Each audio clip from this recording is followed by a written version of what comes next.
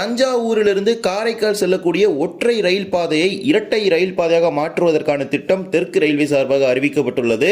ஆமாம், திருவாரூர், நாகப்பட்டினம், நாகூர் வழியாக தஞ்சாவூரிலிருந்து காரைக்கால் செல்லக்கூடிய வழித்தடத்தை இரட்டை ரயில் பாதையாக மாற்றுவதற்கான இறுதிக்கட்ட ஆய்வு தற்போது நடைபெற்றுக் கொண்டிருக்கின்றது. காரைக்கால் துறைமுகத்திற்கான முக்கிய சரக்கு போக்குவரத்திற்கான ஒரு பாதையாகவும் மற்றும் பல்வேறு விதமான பகுதிகளுக்கான பயணிகள் போக்குவரத்திற்கான பாதையாகவும் இருக்கக்கூடிய இந்த வழித்தடம் இரட்டை ரயில் பாதையாக மாற்றுவதற்கான விரிவான திட்ட அறிக்கை தயாரிக்கக்கூடிய பணிகள் நிறைவடைய நிலையில் வந்துவிட்டது. இன்றைய தினம் அதை பற்றி தான் ஒரு வீடியோ டீடைலா பார்க்க போறோம். சேனலுக்கு யாராவது புதுசா வந்தீங்கன்னா மறக்காம சப்ஸ்கிரைப் பக்கத்துல பெல் ஐகானை போட்டுருங்க. அப்பதான் நம்ம போடுற ஒரு வீடியோட நோட்டிபிகேஷன் உடனுக்குடன் வரும். வாங்க வீடியோக்குள்ள போகலாம். தெற்கு ரயில்வே திருச்சிராப்பள்ளி ரயில்வே கோட்டத்தின் கீழ் 96 கிலோமீட்டர் தூரத்திற்கு தஞ்சாவூர் சந்திப்பிலிருந்து காரைக்கால் செல்லக்கூடிய வழித்தடம் அதிக போக்குவரத்து நெரிசல் மிகுந்த ஒரு ரயில் வழித்தடமாக தற்போது திருச்சி கோட்டத்தில் இருக்கின்றது. தஞ்சாவூரிலிருந்து நீடாமங்கலம், திருவாரூர், நாகப்பட்டினம், நாகூர் வழியாக காரைக்கால் வரை இந்த பாதை செல்கிறது. இதில் திருச்சியிலிருந்து தஞ்சாவூர் வரை ஏற்கனவே இரட்டை ரயில் பாதையாக இருக்கின்றது. தஞ்சாவூர்லிருந்து காரைக்கால் வரை மட்டுமே தற்போது வரை இரட்டை ரயில் பாதை கிடையாது. தஞ்சாவூர்லிருந்து காரைக்கால் செல்லக்கூடிய இந்த ஒற்றை ரயில் வழித்தடத்தினுடைய ஆக்குபன்சி என்பது சுமார் 108%. அதாவது இந்த வழித்தடத்தினுடைய பயன்பாடு என்பது 100% தாண்டி விட்டது. காரைக்கால் துறைமுகத்திற்கு செல்லக்கூடிய சரக்கு ரயில்களுக்கான ஒரு முக்கியமான வழித்தடமாக இருக்கக்கூடிய வழித்தடம் தான் இந்த தஞ்சாவூர் காரைக்கால் வழித்தடம். பல்வேறு நாடுகளிலிருந்தும் பல்வேறு மாநிலங்களிலிருந்தும் காரைக்கால் துறைமுகத்திற்கு வரக்கூடிய நிலக்கரியானது காரைக்கால் துறைமுகத்திலிருந்து சரக்கு ரயில் மூலமாக பல்வேறு பகுதிகளுக்கு அனுப்பப்படுகின்றது. குறிப்பாக அரியலூர், மேட்டூர் உள்ளிட்ட பகுதிகளுக்கும் தஞ்சாவூர், திருவாரூர் வழியாக நிலக்கரி அனுப்பப்படுகின்றது. அதே போலவே திருவாரூர், மயிலாடுதுறை வழித்தடத்தின் வழியாக புதுச்சத்திரம் மின் நிலையத்திற்கும் நிலக்கரியானது அனுப்பப்பட்டு வருகின்றது. திருச்சிராப்பள்ளி ரயில்வே கோட்டத்திற்கு அதிக வருவாய் ஈட்டி தரக்கூடிய ஒரு துறைமுகமாக இருப்பதுதான் இந்த காரைக்கால் துறைமுகம். இதனால இந்த பாதையில அதிக அளவிலான சரக்கு ரயில்கள் 24 மணி நேரமும் சென்று கொண்டுதான் இருக்கும். அதே நேரத்தில் பயணிகள் ரயில்கள் என்பது மிகவும் குறைவான அளவில் தான் இருக்கும். இப்போது இந்த வழித்தடம் வெறும் ஒற்றை ரயில் பாதையாக இருப்பதால் சரக்கு ரயில்களும் பயணிகள் ரயில்களும் ஆங்காங்கே நிறுத்தப்பட்டு தான் செல்கிறது. இதனால அதிக நேர விரயம் தான் இந்த வழித்தடத்தில் ஏற்படுகின்றது.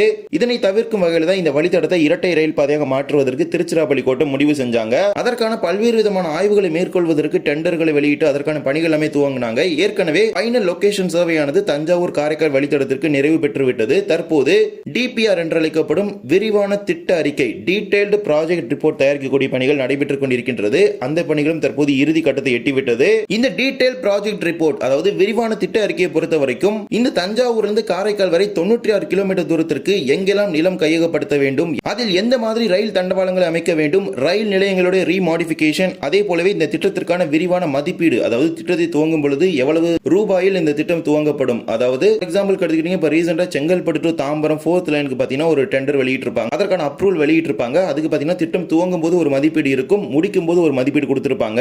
அது போன்ற பல்வேறு விதமான விஷயங்கள் இந்த டீடைல் ப்ராஜெக்ட் ரிப்போர்ட்ல உள்ளடங்கும். மேலும் எங்கெல்லாம் பாலங்கள் அமைப்பது, மேலும் தண்டவாளங்கள் அமைப்பது, இது போன்ற பல்வேறு விதமான விஷயங்கள் இந்த டிபிஆர் ரிப்போர்ட்ல வந்து தயாரிப்பாங்க.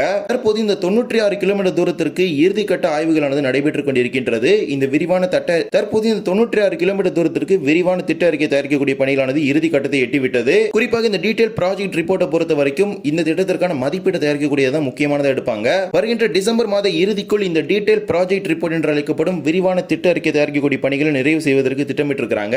அதன் பிறகு இது திருச்சி கோட்டத்தின் சார்பாக தெற்கு ரயில்வே தலைமையகத்திற்கு அனுப்பப்படும். தெற்கு ரயில்வே தலைமையகத்தின் சார்பாக இந்திய ரயில்வே வாரியத்தின் கீழ் டெல்லிக்கு அனுப்பப்படும். அங்கு இதற்கான ஒப்புதல் வழங்கப்பட்ட பிறகு இதற்கான முறையான அறிவிப்புகளை இந்திய ரயில்வே வாரியத்தின் சார்பாக வெளியிடுவாங்க. அதன் பிறகு இந்த திட்டத்திற்கு மத்திய அரசின் சார்பாக நிதியானது ஒதுக்கீடு செய்யப்பட்டு இதற்கான பணிகளை ஒவ்வொரு குறிப்பிடப்பட்ட பகுதியில் துவங்குவாங்க. இந்த தஞ்சாவூர் காரைக்கால் வழித்தடம் முக்கிய சரக்கு போக்குவரத்திற்கான ஒரு வழித்தடமாக இருக்கின்றது. மேலும் திருச்சி கோட்டத்திற்கும் அதிக வருவாய் ஈட்டு தரக்கூடிய ஒரு வழித்தடமாக இருக்கிறது.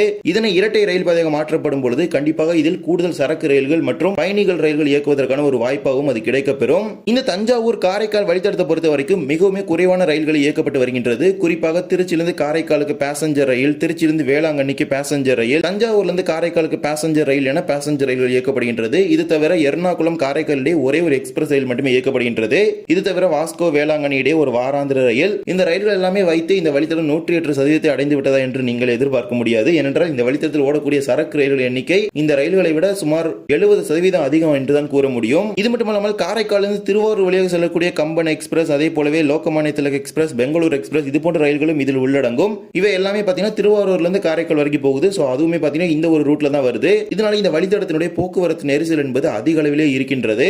எனவே இந்த வழித்தடத்திற்கான ஒப்புதலை இந்திய ரயில்வே வாரியத்தின் சார்பாக வழங்கிய பிறகு இதற்கான இரட்டை ரயில் பாதை பணிகளை துவங்கி முடிச்சாங்கன்னா இந்த வழித்தடத்தில் பயணிக்கக்கூடிய பயணிகள் ரயில்களின் நேரம் என்பது வெகுவாக குறையும். எந்த ரயிலுக்காகவும் காத்திருக்க வேண்டிய ஒரு தேவையானது இருக்காது. தற்போது தஞ்சாவூர் திருச்சியிட எப்படி ஒரு ரயில் 1 மணி நேரத்தில் கிடைக்கிறதோ அதே போலவே போலவே இந்த வழித்தடத்திலும் ரயில்கள் அதிவேகமாக கடப்பதற்கான ஒரு வாய்ப்பாக அது அமையும். அது மட்டுமல்லாமல் சரக்கு ரயில்கள் தனியாகவும் எக்ஸ்பிரஸ் ரயில்கள் மற்றும் எந்த விதமான இடையூறுமே இல்லாமல் தான் செல்லும். மேலும் சரக்கு ரயில்களுடைய எண்ணிக்கை அதிகரிப்பதற்கான ஒரு வாய்ப்பாக அது அமையும். இப்போதுமே வேளாங்கண்ணி, காரைக்கால் போன்ற பகுதிகளிலிருந்து வரக்கூடிய பேசஞ்சர் ரயில்களும் பார்த்தீங்கன்னா ஒரு சில நேரங்களில் சரக்கு ரயில்களுக்காக ஓரம் கட்டுவாங்க. ஏனென்றால் அந்த ரயில்கள் தான் துறைமுகத்திற்கு சென்று நிலக்கரி ஏற்ற வேண்டும். அதனால ஒவ்வொரு நேரங்களில் பார்த்தீங்கன்னா தாமதமாக தான் இந்த ரயில்கள் எல்லாமே இயங்கும். அந்த ஒரு பிரச்சனை என்பது இந்த இரட்டை ரயில் பாதையாக மாற்றப்படும் பொழுது இருக்காது. இது மட்டுமல்லாமல் கடலோர நகரங்களான வேளாங்கண்ணி, காரைக்கால், திருநள்ளாறு, நாகூர், நாகப்பட்டினம் உள்ளிட்ட பகுதிக்கு பல்வேறு மாவட்டங்களிலிருந்து சுற்றுலா பயணிகள் மற்றும் பல்வேறு விதமான கோவில்களுக்கு வரக்கூடிய பக்தர்களின் எண்ணிக்கை அதிக அளவில் இருக்கும். அவர்களுக்கான ரயில் போக்குவரத்து என்பது இப்போது வரை அதிக அளவில் கிடையாது. மிகவும் குறைவான ரயில்கள் இயக்கப்பட்டு வருகின்றது. அதிலும் இந்த எர்ணாகுளம் காரைக்கால் எக்ஸ்பிரஸ் ரயில் பார்த்தீங்கன்னா அதிக அளவிலான கூட்டத்துடன் வருகின்றது. இந்த வழித்தடத்திற்கு ஓடக்கூடிய ஒரே ஒரு எக்ஸ்பிரஸ் என்றால் அது ஒன்றுதான். காரைக்காலிருந்து வரக்கூடிய கம்பன் எக்ஸ்பிரஸ் பார்த்தீங்கன்னா அது சென்னையிலிருந்து வருது. இங்கிருந்து பெங்களூர், வாஸ்கோடகாமா, கோயம்புத்தூர், மதுரை உள்ளிட்ட வழித்தடங்களுக்கு ரயில்கள் இயக்க வேண்டும் என்கிற ஒரு கோரிக்கை நீண்ட நாட்களாகவே இருந்து வருகின்றது. இருப்பினும் அது தொடர்பான எந்த ஒரு நடவடிக்கையுமே தெற்கு ரயில்வே சார்பாக இல்லை என்றால் இந்த வழித்தடத்தில் அதிக அளவிலான போக்குவரத்து நெருக்கடி ஏற்கனவே இருக்கின்றது. அதில் கூடுதலாக புதிய ரயில்களை அறிமுகப்படுத்துவது என்பது மிகவும் சவாலான ஒன்றுதான். வேளாங்கண்ணி திருவிழா காலகட்டத்தின் போது மட்டும்தான் பல்வேறு பகுதிகளிலிருந்து இந்த வழித்தடத்தின் வழியாக எக்ஸ்பிரஸ் ரயில்கள் செல்லும். அதிக அளவில் வாஸ்கோ வேளாங்கண்ணி ஒரே ஒரு ரயில் மட்டும்தான் தஞ்சாவூர்ல இருந்து இந்த காரைக்கால் ரூட் வழியா பார்த்தீங்கன்னா நாகப்பட்டினம் வரைக்கும் போய் அகைன் அது வேளாங்கண்ணிக்கு கட்டடிச்சு போகுது. எனவே கூடுதல் ரயில்களை அறிமுகப்படுத்துவதற்கான ஒரு வாய்ப்பாகவும் இந்த இரட்டை ரயில் பாதை அமையும். இதே போலவே விழுப்புரம், தஞ்சாவூர் வழித்தடத்தை இரட்டை ரயில் பாதையாக மாற்றுவதற்கான ஃபைனல் லொகேஷன் சர்வே எடுத்துக்கிறதுக்கான ஒர்க்ஸ் வந்து போயிட்டு இருக்குது.